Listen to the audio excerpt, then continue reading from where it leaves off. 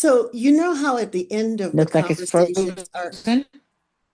at the end of our conversations, if you've been listening to us for a while, we invite you to write your reaction to what you heard in the comments section below the video, right?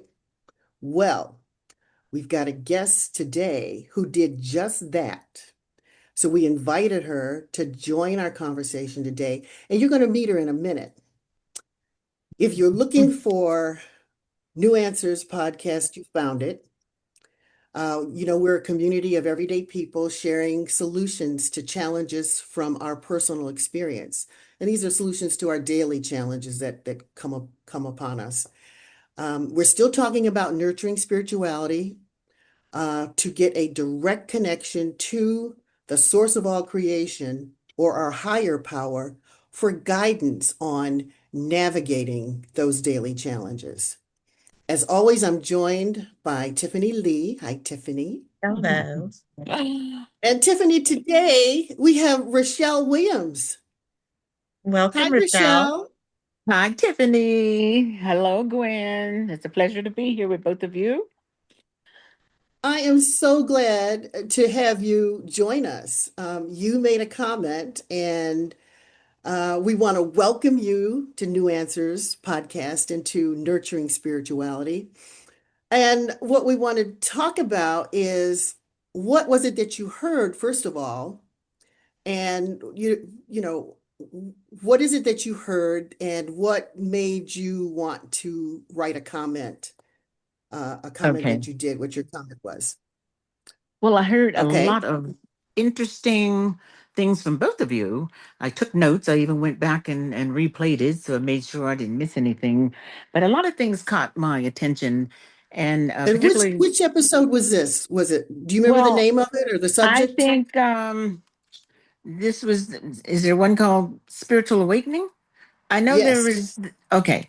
And I know Tiffany spoke about Ernest Holmes, Dr. Ernest Holmes, who I'm quite familiar with, used to go to that church as well. Um, so, what really caught my attention was navigating and learning to welcome the angels and the guiding forces that are around us. I like the fact, Gwen, that you said you had been not able to do that, and you wanted to learn more about it. And Tiffany suggested meditating. But what I wanted to add to that was whether you are aware of it or not, Gwen, they're always around you and they have been giving you messages. But like Tiffany said, you got to open yourself up to it to receive them. But oftentimes, when we all of a sudden this thought comes into our head, I look at that as divine intervention and angels whispering to you, even though you don't hear their voices per se. But when that thought comes to you, uh, you think of it as, oh, that's my intuition or whatever. It's all of it. They're telling you, they're guiding you. I have a particular mantra that I say almost on a daily basis to just encompass what we're talking about here. And that is I start off by saying, lead me, guide me, direct me, and protect me. Now, that is talking to my angels and my higher power and my spiritual guides, whatever we want to refer to them as. But we know that they're always among us.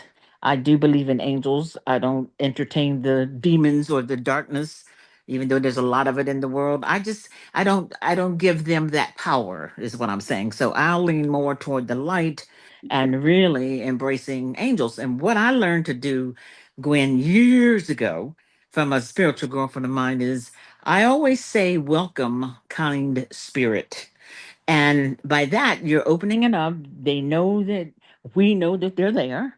And so when I say welcome, kind spirit, that means that there's anybody that's or any entity that has something dark, I don't need you. I'm talking about the kind spirits. So yes, I know I'm jumping around, but I've had a lot of experiences, I guess you will. And that's what I want to talk to you more about. So, Okay.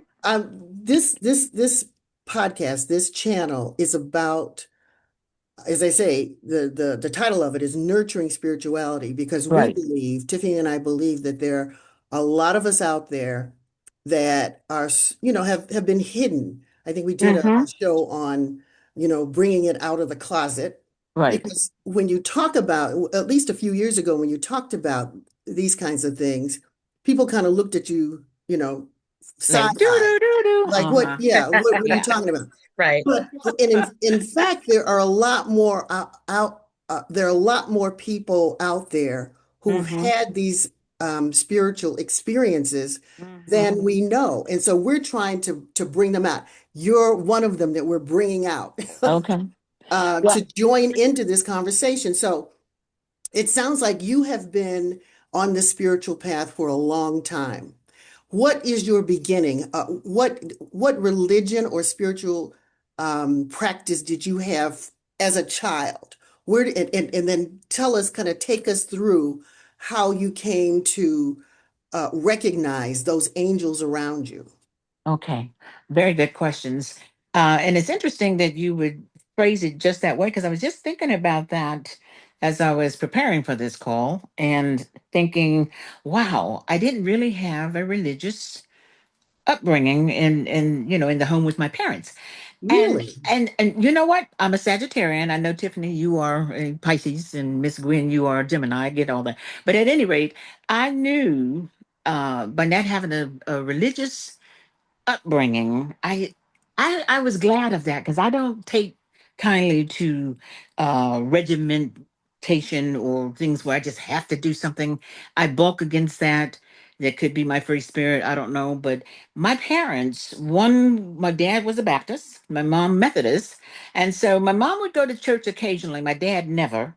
And therefore, they both agreed we are not going to make them decide. They can do that when they grow up, which is really kind Oh, of unheard of back in the 60s when I was growing up. Usually your parents drug you to church or gave you some kind of foundation and then you take it from there. It never happened. It never happened. And ironically, I didn't do that with my kids either because I've always come from a interesting. spiritual base. And And when did that spiritual base come to you? I should say, and Tiffany, you can, chime in whenever you feel. Tiffany grew up Catholic. mm-hmm, I grew up in the Presbyterian religion, okay, and I call myself kind of a recovering Presbyterian. okay. And I came to spirituality later in life, I guess in my 30s, maybe later than that. Mm-hmm. So tell us when you came into your spiritual, because your family, I guess, left it open for you to make your decision on your own. They And did. when did that happen for you? When did you make your decision on your own to come into You mean to spirituality? lean more towards Towards spirituality? Yeah, spirituality. okay. When did that I would happen say for you? as a young child because Like I look at it. preteens, teen Um, year, teenage? no, even younger, even younger. Oh, I'd say like I don't know, 7 or 8 or whatever. I've always been intuitive, and I've shared with you, Gwen. I feel like I could read you. You don't even have to open your mouth, but I feel people's energy in their auras. And so, even as a young kid, I seem to have gravitated uh-oh. I think she froze on us. But isn't it or interesting? Seven and you eight? will, the Uh-oh. underdog. Yeah, somewhere I know I was in elementary And school, that's the same but I always, age that I think, Tiffany, you said you were aware of your spiritual connection, isn't it? Or was it Yeah. earlier? It could have been I earlier. remember, yeah, right. It could have been earlier. You're Yeah. right, Tiffany. I But I Tiffany was talking about her remember, experience. It could have been earlier. right. And I'm thinking mine too. I just kind of grabbed the year Yeah. age 7. But I remember as a young child being able to see things, and by that what I mean, I knew something was going to happen before it happened, but I couldn't really articulate it. Ah, And I was afraid to share that with anybody see, because like you said, Gwen, they look at you like you're like crazy. yeah, like you're But I crazy. knew, yeah. But I could sense when someone was coming, even though I didn't know they were coming, like to our house. And I thought, I knew it. So I just felt those things. And then, like I said, I always seem to gravitate with my classmates, someone who was the underdog, someone that other kids, we didn't call it bullying back then, but made fun of or teased or alienated them and that they were alone.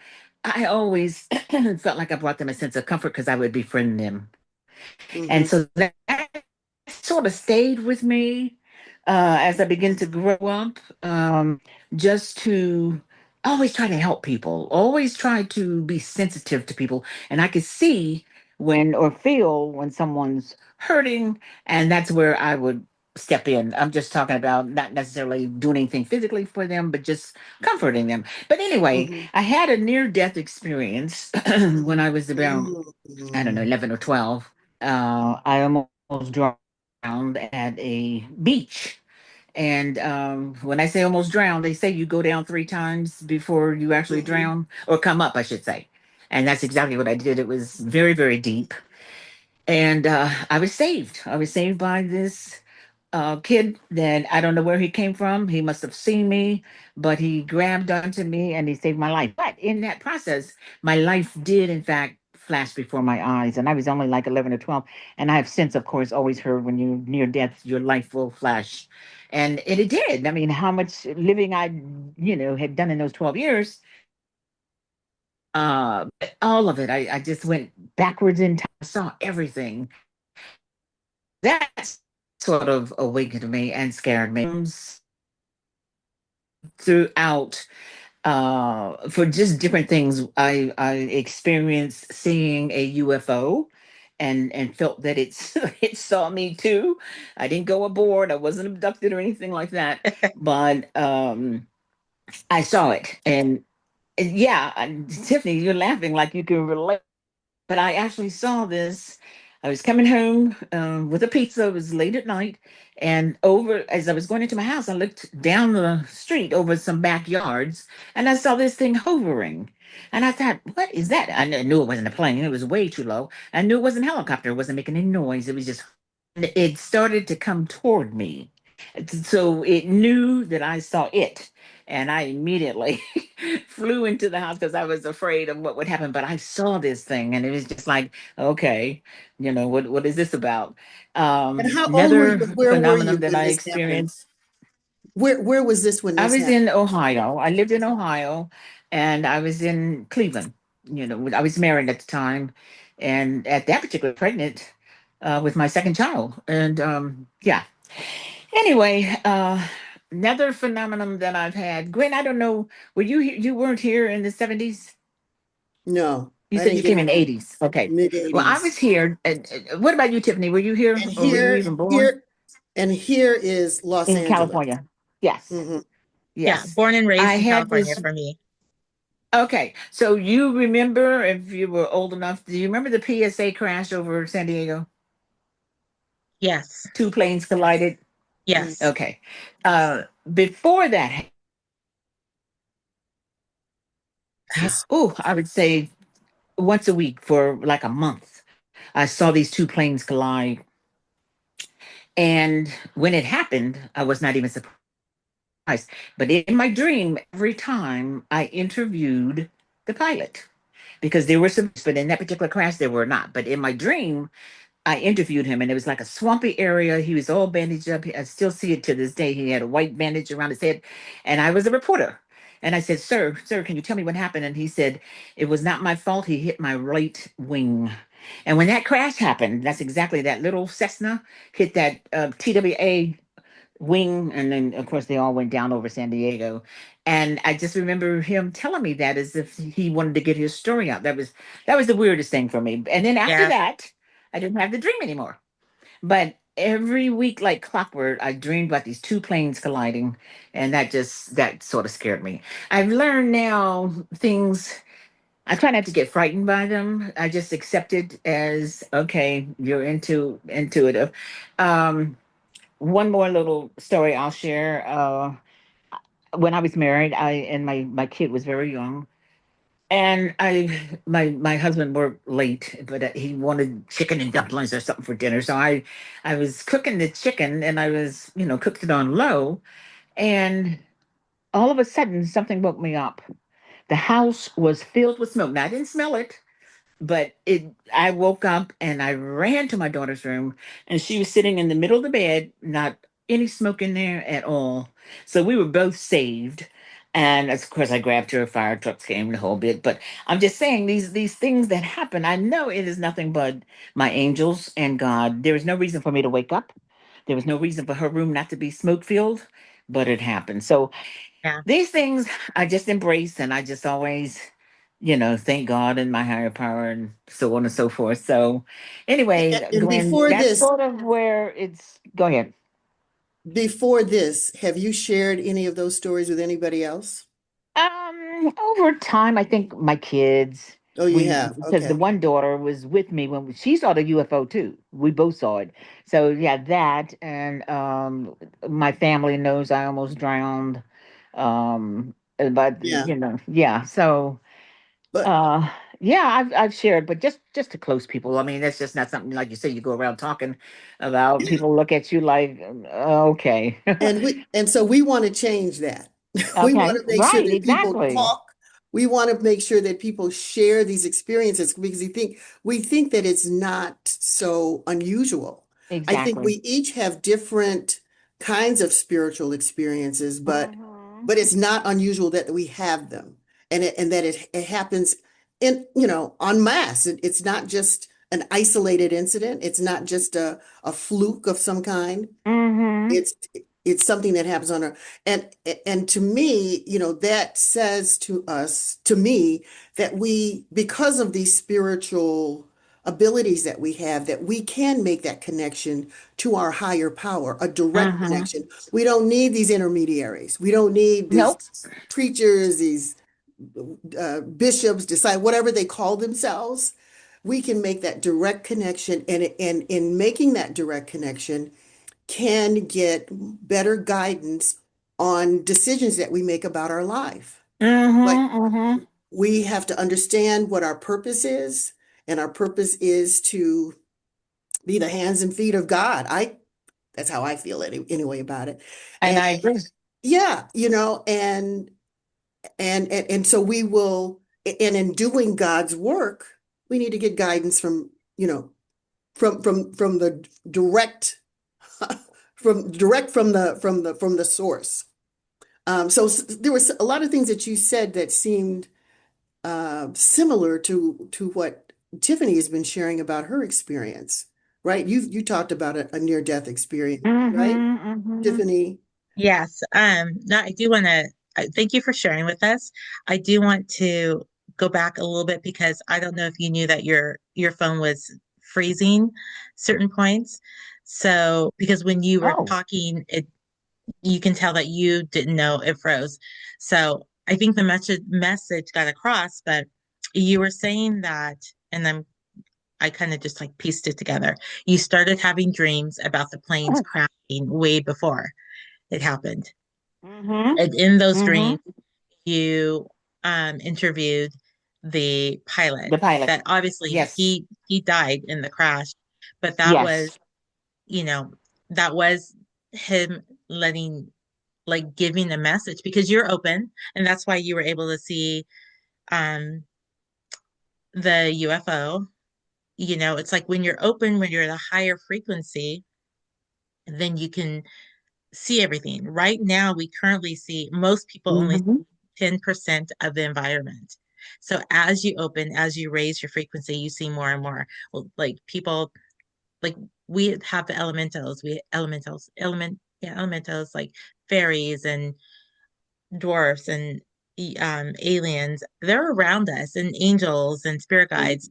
The higher you raise your frequency, the more you see. So she wasn't raised with a religion to block her, to put a veil up. She came in with a thin veil and started experiencing things.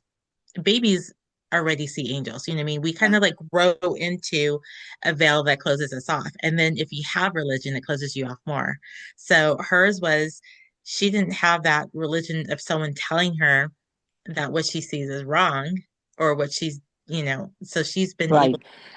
to stay with it, which is totally beautiful. I had religion, but I had in my household multiples. Like I had an aunt that was a witch, another aunt that was Buddhist, and then my dad Catholic and my grandfather Buddhist. Ah. It Mhm. Oh, was everything okay. at one time.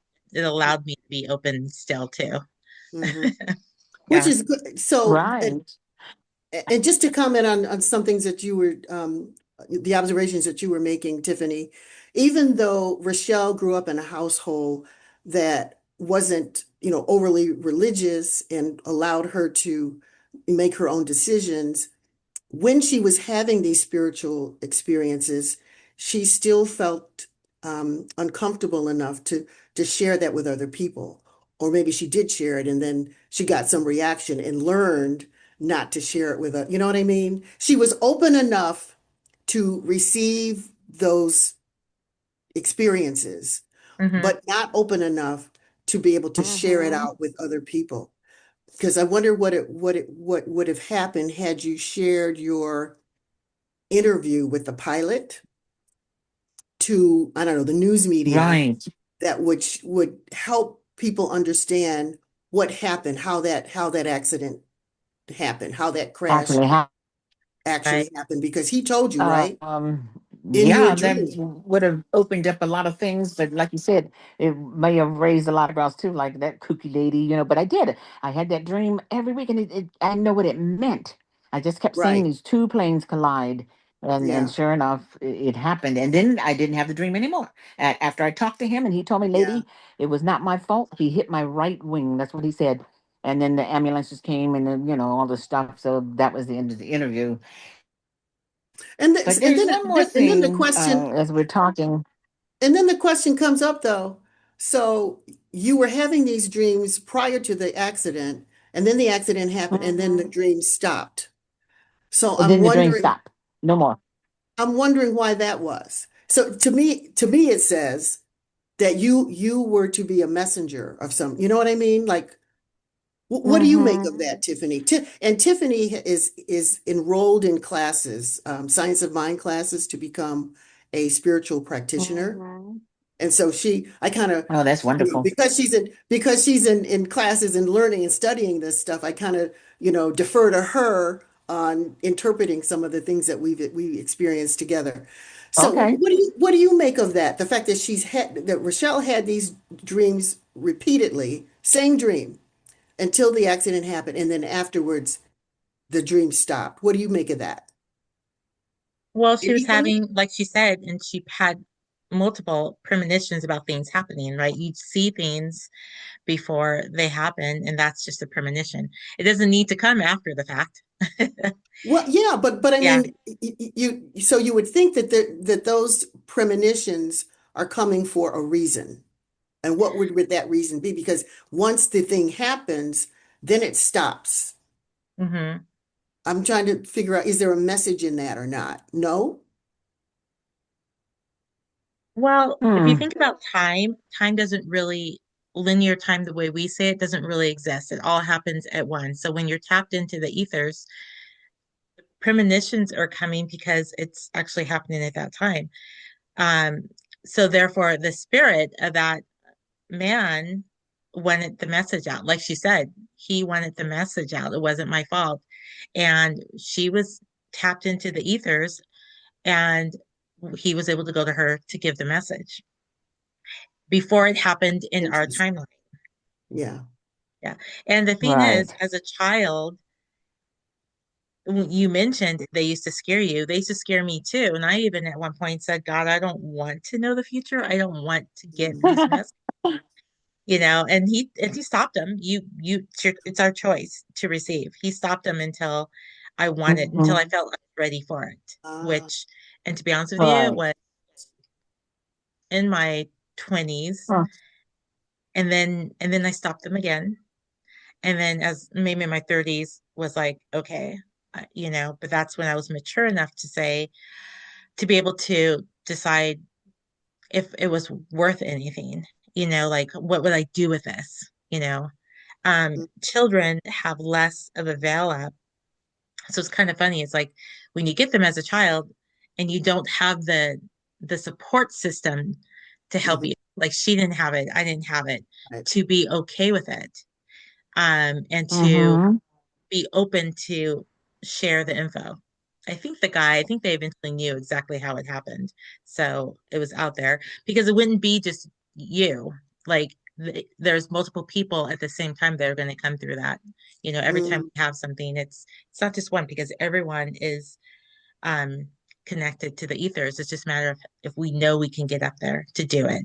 When you're an adult, we kind of Right. intentionally go to meditation and do it, or like she does, speak to the angels because she knows they're there. You know, mm, I've mm. had Yes. multiple. We've had a lot of things in common because I've actually had multiple drowning experiences. But Oh no. yeah, I've had multiple because I was a little daredevil as a child, but I was always saved.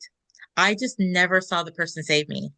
I would get to the point of pass out, and then my thing was, okay, daddy, here I come. I thought I was going to die and go to heaven. I've never been scared of death. And I would just end up on the sand. Like I'd wake up on the sand Hmm. with no one around. So, an And as a angel, child, Daddy was God to God, you, right? yeah, Mhm. I was just Okay. ready to go. But I like oh, go ahead, Tiffany. I was going to say the child that saved you also could have been an angel. Like I've experienced how they can come in human form to do those things, like they're here to save you. And as long as when you know they exist and you're asking for the help, you have to ask them Mm-hmm. Mm-hmm. permission. They Mm-hmm. can they can interact in your behalf. Right. Or my dad said, because eventually I told my dad about all my experiences, and he's like, "Oh, my prayers worked." He's like, "I prayed over you every day for angels to protect you." Because Oh I wasn't praying wow. for the angels back then, but he did. So I do it for my Wow. kids. Yeah. I just wanted to share another couple of things when Hmm. you talk about your family, Tiffany, and how I guess they had the gift too. My grandmother was born with a veil over her face. Now, and you probably know what that means. I don't know, but you So tell automatically us what that means to you. that Tell you're us. very clairvoyant, you're very psychic, you're very spiritual, which she turned out to be very religious. But she was born with a veil over her face, and they had to cut it off. And so, anytime you see a person is born and they got like a little tiny hole by the ear, have you ever seen that? Like right where the Ah, eardrum starts on the outside, yeah. there's a little. You know what I'm talking about, Tiffany? I've seen that. I don't know what Yeah. it's about. Yeah. Well, that means they have a gift. That and the veil over the face. And Mm, so my grandmother, like I said, was very, very, very psychic. So when my mother, her daughter, was a little girl, they lived in this house, this old fashioned house in Ohio, and it had a basement. And my mother was down there, and she saw this. And now we're talking to my mother being back in the late 30s 40s because she had me in late, but anyway, back in the day where there was no walking dolls is what I'm trying to say, or talking dolls or peeing dolls like the Tiny Tears dolls. None of that. Gwen's looking at me oh, like I'm crazy, but oh, anyway, no, so no. there I was was trying none to of that. understand. There, Dolls. yeah, Yeah. there was nothing like that. But she was in the basement of this old house playing, and she saw what appeared to be a big walking doll walking toward her around the cabinetry to where my mother was sitting and playing with her dolls. And the Hmm. more the closer the doll got to her, the bigger it got. So my mother ran upstairs and told my grandmother, and all my grandmother said was, "Don't go back down there again." So my grandmother was not surprised. My Yeah. mother saw this as a child. She saw, and it must have been a spirit. I don't know, but it was a walking doll, and they didn't have walking dolls then. And Yeah. so, it was the spirit. Speaking of premonitions, I just want to share that yesterday, which was December 10th, and Gwen, I've spoken to you about this in passing before, but I had a baby that died on that day. Now, yesterday was December 10th. Um, and he was 2 months old. He died in surgery on a table. And I get very emotional. I want to talk about it, even though it's been years ago. But at any rate, I had a premonition about that. He wasn't sick, to my knowledge. Took him for his 6 weeks checkup. And the doctor asked me if I noticed anything different because his fingernails looked blue. And I said, no, I hadn't noticed. And Mm, he said, I want to run some tests. And he went to the other room, and they must have said, oh, we can see him next week. He said, no, you need to see him now. Anyway, took him over to the hospital. Make a long story short, they took him into surgery. They said he had what you call a reverse heart. Everything that was on the right should have been on the left, blah, blah, blah, blah. They called it, I guess he was a blue baby. and they called it, I forget the name of the condition now, but he probably would have been saved today, but back then. But anyway, we got the appointment, but before that, my mom came over to my house, and she was sitting there holding the baby, and I it was a clear day, December 10th, and I was looking out the door, and she was rocking him, and I turned to my mother very calmly, and I said, "Mom, if something happens to my baby, I'm going to sue." And she looked at me, she said, "No." And she was bouncing him. "Nothing's going to happen to the little fellow." I said, "Mom, I'm going to sue." And sure enough, he died in surgery, and I did sue. But I sensed it, and I had no idea Mm. at that time when I said that. But I was so matter of fact, and it was so clear, but it was a premonition. And I knew that was going to happen. So really strange, really strange. But anyway, so I don't mean to take over the whole meeting here, but I'm just thinking of these things as they come. No, Uh, Hmm. we're wanting to encourage you to share with us okay. your experience, your spiritual experiences. I was going to ask you, because we've talked about deja vu in the past, we've talked about out of body experiences, we talked about Mm. intuition and um, instinct. We've talked about a number of different things. Have you had any of those experiences, or have yours primarily just been able to just see things before they happen as premonitions? Um, Sort of both. The out of body experience. I travel a lot in my dreams, and I Yeah, feel like I'm physically yeah. moving. And they say it's very dangerous if you don't make it back to your body before you wake up. And I mean, I have come back just in the nick of time. I felt myself go into my body, and then boom, I wake up, and I thought, "Oh, that was close." But I do travel. I do. I feel that too when All I my say dreams are that in I color. Do you? travel and I Do you? wake up tired, you know? Yeah, yeah. I mean, the movement, I don't care if it's in a train or a car or if I'm going down a hill, I can feel it. I'm Yeah. actually traveling. And I just, it's a little scary, but it's okay. All my dreams are in color, and I can it's just like I'm there. It's just like I'm there. So I do dream a lot. I dream about the dead a lot. My relatives. Hmm. Feel that my father is my spiritual guide. He was a very, very big influence in my life, and we were very close. And I just feel like I think he's with me all the time. I talk to him all the time. My Hmm. mom, not so much. I see her in my dreams, but our relationship was a little different. So Hmm. it's mostly my dad. And I think I shared with you, Gwen, whenever I'm walking along and I see a penny or whatever it is on the sidewalk, my father comes to me immediately because he always, always would reach down and pick it up. And he taught me to do the same. And he said, "Baby," I said, "Daddy, why do you do that? It's just a penny." He said, "Baby, as long as you have a penny, you'll never be broke."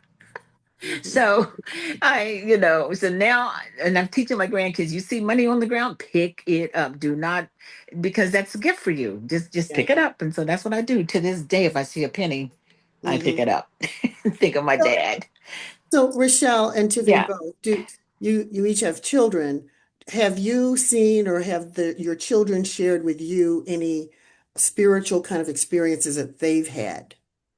Um, I'm wondering if it's, something that Passed down. passed Yeah. down, generation to generation. Because you mentioned your grandmother being born with the veil over her face and all that. Mm-hmm. Yeah. Mm-hmm. Yeah. So both of you answer that, huh? Um, Uh, you want to go ahead, Tiffany? sure. Yes, with my children when they were young, my oldest son, Jordan, spoke to God directly a lot. I just remember he was like really young and maybe like 2 or 3, and he was having a tantrum. And I was in the kitchen cooking and I was like beginning to lose it. And then he literally just stopped. Oh. And he said, God told me to stop. I was like, thank you, God. But, and then when he was a little bit older, elementary, pretty young, he would dream, he'd have a premonition of his day every day. So he could Mhm. tell me about his day when he woke up, and he'd see like how his day was going to go. And then there was a black leopard on a roof, like overseeing in his dream, he'd see that. Oh So my at God. the end of the day, he'd tell me about his day. It was like, just like my dream, but without the black leopard, because that's his spirit guide, his That's spirit animal, good. which is Ah, a protective animal. Yeah. yeah. So Mm-hmm. when during that time, I was like, I was kind of in my own confusion because I had gone into the Christian faith and Mhm. I have always questioned. I'd always talk to priests and pastors and be like, why do I have these visions? Why do I have these premonitions? And they always come true.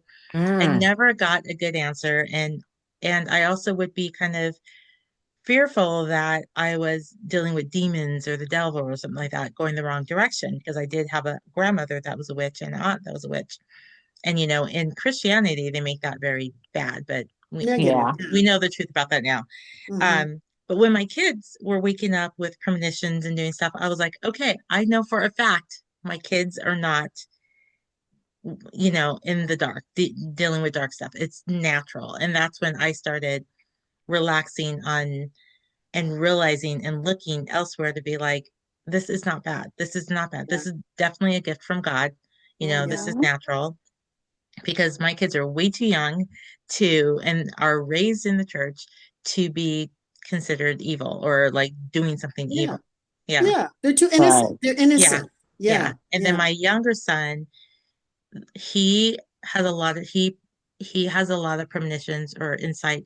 He's very intuitive, but into big things like like waking up one day in high school and being like, I don't want to go to school. And he was always up. I never had a problem with him. And I was like, oh my Lord, is this because you're entering high school? Are you going to start doing this? Hmm. He was like, no, mom, it doesn't feel right. I don't want to go to school today.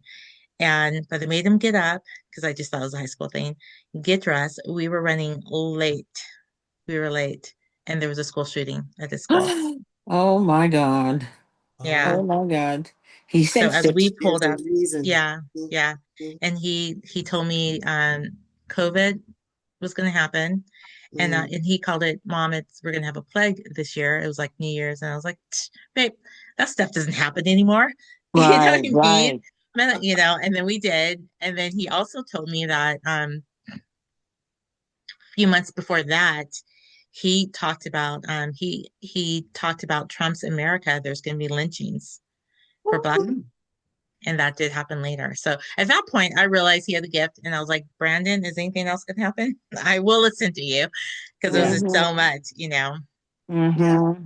So that's good that you're encouraging that. Yes, absolutely. Absolutely. So, Wow. Rochelle, what about you? Do your children and grandchildren have any um, experiences of spirituality as Dawn does. She's very, very your intuitive and she your will daughter? say things.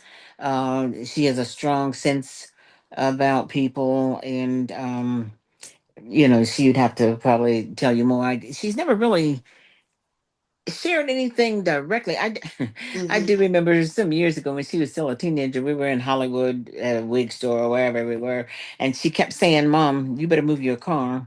I said, it's fine. Or what? Girl, when 10 minutes later, here they came and gave me a ticket. She said, I told you to move it. And I don't know if she's even paying attention, to Yeah. the street signs or anything. But so yeah, she's very clairvoyant. And when I say that, I mean she reads people and it's so funny. Oh, excuse me. Yeah, because children particularly, they can tell automatically if they like a person. Hmm. And that's why Mm-hmm. they say pay attention to your kids. If your Mm-hmm. kids kind of shy away from somebody or whatever, pay attention to that person. Mm-hmm. Animals are the same way. Mm-hmm. Animals, if they all of a sudden just don't like you, Mm-hmm. it's there's a reason. There's a reason But for that. Yeah. yeah. So I only have one son, and he's never shared with me any sort of spiritual kinds of experiences that he's had, but I do know that he is one who can read you immediately. Oh. And he's in a profession that's helpful. He Mm-hmm. does security work. And so he can look at you and tell, I mean, just before you even open your mouth, Mm-hmm. what basically your spirit is like. He won't name it that, but that's basically what it is. He's reading this person's spirit. He Mm-hmm. knows then how to sort of navigate this person's the interaction that he's going to have. And he kind of Right. can anticipate what kind of interaction he's going to have with that person, which I encourage. I want to encourage him to do that. So we're coming to the close of our conversation, but let's talk about what it is we can take away from the conversation that we've had that can be useful to us and how we navigate the world and overcoming the challenges that we may face personally or challenges societal wise. Because I always want to, Mm-hmm. I want this to ripple out beyond just our personal experiences out into the community so we can create that beloved community that Dr. King talked about. What is it Right. we can take away from this conversation, do you think? Well, I'll Well, tell you, I like what Rochelle said about what you say. I forgot what it was, but can you repeat that? You have like a saying that you say when you're oh, the mantra, the yeah, mantra, yeah. it's very simple. When I'm driving or whatever, I'll say, lead me, guide me, direct me, protect me. And so I'm just leaving it to the universe, leaving it to my angels, because sometimes I don't know what I'm doing. I don't know what I'm doing right now, Tiffany. I really don't. And I'm in the midst of some crazy stuff right now. So I just have to be calm and say, lead me, guide me, direct me, protect me, because I know the doors will open, and when they do, you got to be ready to go through and listen to that inner spirit. So back to what you're saying, Gwen, I just think we need to just keep sharing, and to me it's about love and kindness, which is not a whole lot that we're seeing right now. I mean, things are coming out of the woodwork that just a few years ago wouldn't have been so open, but now it's the world is, I mean, people are cutting up their wives. I mean, it's just crazy. I mean, I don't know, we're in a very dark place right now. And so I think if we can just keep sharing and talk about spirituality and love and being kind to one another, and I think that's what we're supposed to be doing. Just share. I was driving down the street the other day, and well, I was on my way home, and Don said, Mom, there is a lady in front of our house, but she's gone now, but she's walking over to West Hills Hospital, which is about a 15-20 minute walk.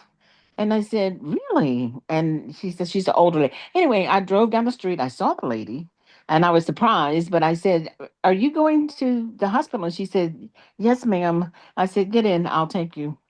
And she hesitated. She looked. I said, no, no, come on. I'll take you. And she just kept saying, God bless you. God bless.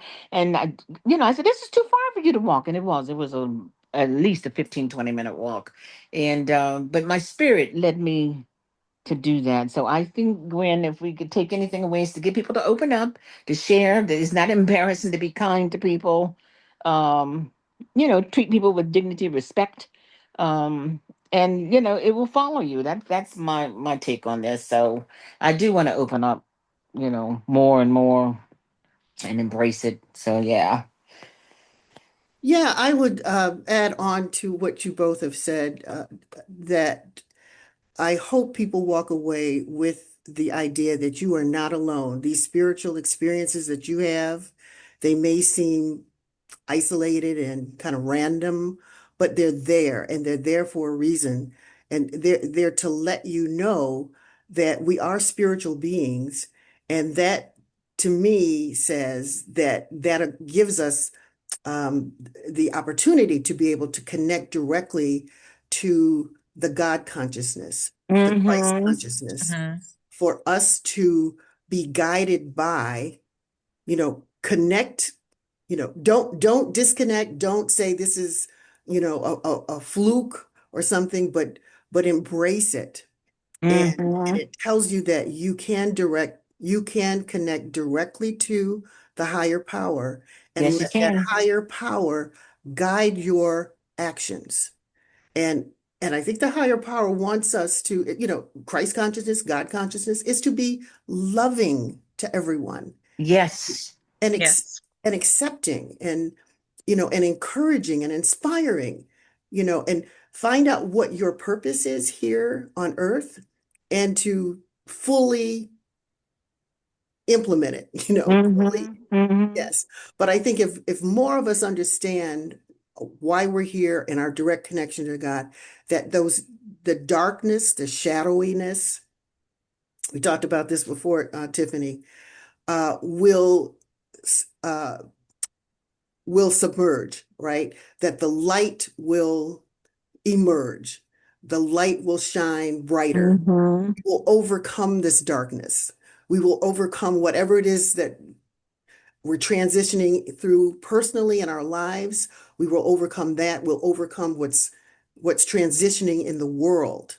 So I hope that this platform is uh, highlighting that and elevating that kind of thought, and know that you're not alone. So thank you, Rochelle, for making time to be with us today and sharing your experiences as someone who is very connected to your spirituality. We want to thank you all for listening and joining in to us. And we'd love to get your reaction, just the way Rochelle did. She gave comments to what she heard, and we invited her to be on. And you could be invited to join in the conversation as part of the recording as well. So place your comments in the video below. And remember to click on the subscriber button, because that will allow you to learn about any new postings that we have, any video postings that we have, and you won't want to miss an episode. And on behalf of Tiffany Lee, we want to thank Rochelle Williams for being with us. I'm Gwendolyn Flynn. We'll see you next time.